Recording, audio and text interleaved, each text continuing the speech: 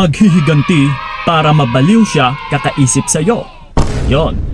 Ito mga utol, mapababae, mapalalaki. Okay. Pag pinag-usapan natin yung paghihiganti, ibig sabihin ay may nagawa siyang hindi maganda sa'yo. Okay. It's either man na niloko ka, binaliwala ka, or ini-ignore ka na parang basura. Oh. So ito ngayon, ituturo ko sa inyo yung nararapat or yung karapat-dapat din talaga na paghihiganti para mabaliw din siya kakaisip sa'yo. So ito ngayon, step by step po ito ha, isa-isahin natin. Na yung una sa lahat is sanayin sa isang buwan. Okay, ano bang pagsasanay ito? Hindi ito sa pagsasanay sa pag-swimming, ha, or sa pag-fencing or whatsoever, di ba? Kundi sanayin natin siya sa loob ng isang buwan na which is magiging malambing ka. Okay? Walang selos, walang reklamo, walang away. Wala kang ibang gagawin kundi go with the flow. Okay? Yung tipong parang masasanay siya na papasok at saka papasok talaga sa kanyang isipan na yes, nauuto ka, madali ka lang mabola, nabulag ka pa rin. Yes, yung tipong parang wala lang sa'yo or napakamanhid mo. Pero yung hindi niya alam is alam na alam mo talaga. Pero may ginagawa ka lang na plano. So ganun na nga, kailangan mo siyang sanayin sa loob ng isang buwan ng ganito. Okay? And then ito, yung pangalawa natin is magpaganda at magpa-sexy. Yes. Sa loob ng isang buwan, okay? Habang sinasanay mo siya ng ganon, kundi dahan-dahanin mo na rin na i-improve yung sarili mo. Okay, magpaganda ka. Yes, or mag-gym ka, magpaganda ka ng katawan mo. Yes, and then yung na nga, try something new sa pananamit na maging elegante pero sexy pa rin tignan. Yes. So dito pa lang is talagang matatakam sa'yo yung partner mo na, uy, teka lang, ang lambing niya sa akin. And then kahit niloko ko na siya is still nandiyan pa rin. Pero ganun na nga, napaka-sexy niya ngayon, nagpapaganda siya. Yes. Sige, diretso mo lang yan utol. Ha, dahil hindi niya alam is may pinaplano ka pa. Ha? And then ito, yung pangatlo natin is magsuot ng sexy dress. Yes, like I said kanina. Magsuot ka ng mga eleganteng damit. Yes, and then yung tipong parang napaka-professional tignan. Yung tipong parang may dating talaga. And then medyo may konting kaseksihan din na makikita pa rin yung hubog ng iyong katawan. Yes, and then at the same time, lalong-lalo na kapag malaki yung iyong hinaharap. Yes, na may cleavage ka pa konti. Naku po. Ha? Manglalaway talaga yung partner mo dito. And then yun na nga, go with the flow ka pa rin sa kanya. Ha? So yun. And then ito, yung pangatlo natin is, or yung pang-apat natin ay, ito na ngayon. Kapag umabot na ng isang buwan, wala kang ibang gagawin utol kundi, ito takip puso, na kailangan mong maglaho. Maglaho ka talaga ng biglaan. Yung tipong hindi niya alam kung saan ka naroroon. Yung tipong hindi niya alam kung bakit bigla ka na lang nawala. Na kung kanina or kahapon, let's say kahapon yung pang 30 days. And then ito ngayon, pang 31 days na. Ha? Kung kahapon man is okay pa kayo, yes, nilalambing mo siya, go with the flow ka sa kanya. Ha? Kung ano man yung gusto niya is nandiyan ka pa rin. Yes, sinusunod mo lang siya. Pero yung hindi niya alam, kinabukasan is mawawala ka na pala. Biruin mo yan utol.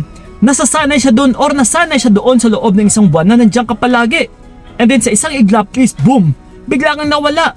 Ikaw ba naman, kung sanayan si ganyan, hindi ka ba mababaliw? Nasigurado utol, mas lalo niyang mamimiss yung gawain mo na yun. Kasi nasanay siya doon eh. And then ito ngayon, sa isang iglap is nawala na. Tiyak utol, hahanap-hanapin niya talaga yun. And then ito pa yung kasunod natin. Ha, hindi pa tayo natapos dyan. Kundi, huwag i-block. Okay, bakit nga ba hindi natin siya i-block? Kasi may gagawin pa tayong next plan. Yes, which is yung kasunod ay online and ignore. Syempre kapag hindi mo siya na-i-block ay makikita ka niya na naka-online. 'Di ba? Kung napapansin niyo, kung babalik na rin natin, kayo mga partner ninyo is binabaliwala kayo or ine-ignore lang kayo, pero nakikita nyo naman na naka-online. Ano yung nararamdaman ninyo? Di ba masakit? Na Kuya Kiko, bakit ganun? Online siya pero hindi niya malang ako sinasagot, hindi niya malang sinisihin yung mga bawat messages ko. And yun na nga, kahit tawagan ko is hindi niya sinasagot talaga. Ina-ignore niya lang ako. So Kuya Kiko, napakahirap. So kung ganito din yung gagawin mo sa kanya, tiyak mahihirapan din siya na mas lalo siyang mababaliw sa'yo. Biruin mo yan, utol ha, sinanay mo siya sa loob ng isang buwan na nandiyan ka palagi sa tabi niya, and then sa isang iglap is bigla kang nawala, tiyak, di ba? Magre-reach out po yan sa'yo. Hahanapin ka niyan eh. Tatawagan ka, i-message ka, and then nakikita niya, uy, ito online, sige tawagan ko nga, or i-message ko nga. Pero yung hindi niya alam is ini-ignore mo pa din or hindi mo pala kikibuin. Yes, utol, talagang mababalisa po yung partner mo sa ganitong gawain. Ha? And then ito pa, yung pampito natin walang iba kundi mag-focus na sa sarili. Yes. Hayaan mo siya, utol, na magkakandara pa or magkandabaliw-baliw dyan kakaisip sa'yo.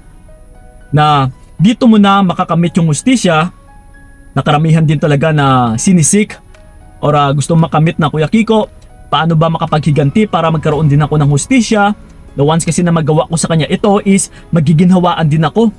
Para kahit paano is nakapaghiganti din ako na nagawa ko rin siyang masaktan. Yes, para magsisi din siya na buong akala niya is siya lang itong marunong manakit ng tao. So ito ngayon, ipakita ko rin sa kanya kung gaano din kasakit yung binigay niya sa akin dati. Yes. So sa pamamagitan na ito, utol, sa gawain na ito ay tiyak mababaliw talaga kakaisip sa'yo yung partner mo. Ha? Imagine niyo na lang na kung sa inyo ito mangyari, na sinanay ka ng partner mo sa loob ng isang buwan na nandyan siya palagi, and then sa isang iglap, na ito talaga yung katanungan din kung minsan na tinatanong sa akin na, Kuya Kiko, kahapon okay kami, pero ngayon bakit hindi ko na siya makakontak? Bigla siyang nawala, hindi niya na ako kinikibo. So see, ang resulta is nababaliw yung tao. Napaparaning, uy, bakit kaya hindi niya na ako sinasagot? Ano kaya yung meron? And then umaabot pa ng ilang araw is hindi pa nakaka-move on. Still, utol, dala-dala niya pa rin yung pasakit. So ganun din yan, utol, once na ginawa mo ito sa kanya. Sanayan mo siya sa loob ng isang buwan and then mawala ka.